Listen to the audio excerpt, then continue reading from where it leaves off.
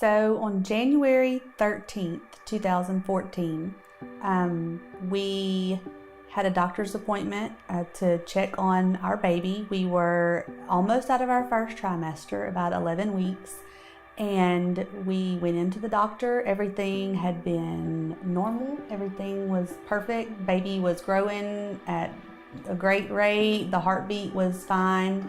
Went in to the doctor's appointment and found out that day that the heartbeat was gone. That was our 8th miscarriage, and we were devastated.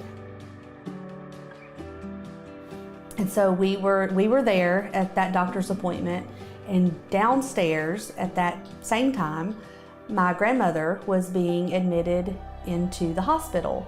She had fallen on Christmas Day and broken her shoulder, and they told her that she needed to have surgery on her shoulder. And I got a call about 3 o'clock the next morning from my mom telling me that I needed to get to the hospital immediately.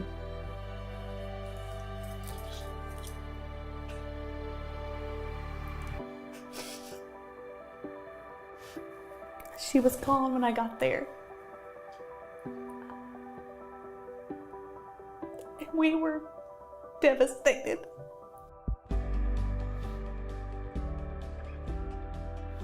We were hurt, we were angry.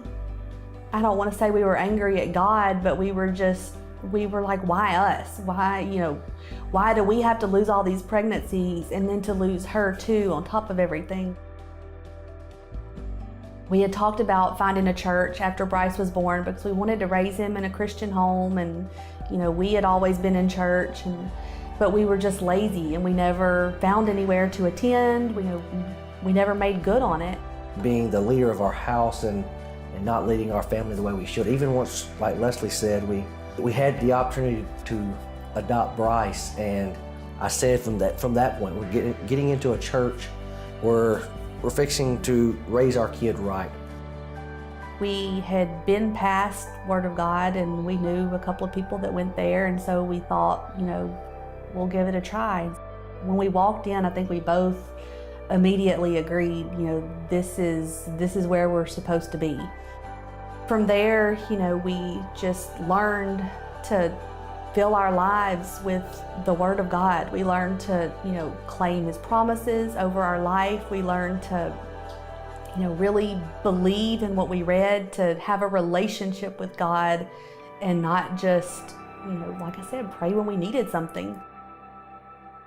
We had talked about getting pregnant again, but we weren't really sure. We were on the fence if we wanted to or not, and we just kept kind of having this feeling like maybe we should try again. So we went and talked to one of our doctors, and his words to us were, looking at your medical records, you should not be able to carry a baby to term without this medicine. He said, but I'm a Christian and I do believe that God can do things that we can't explain. And so that was kind of the point where, we said, yeah, that was like God telling us, okay, do this, let's do this, we'll do it together.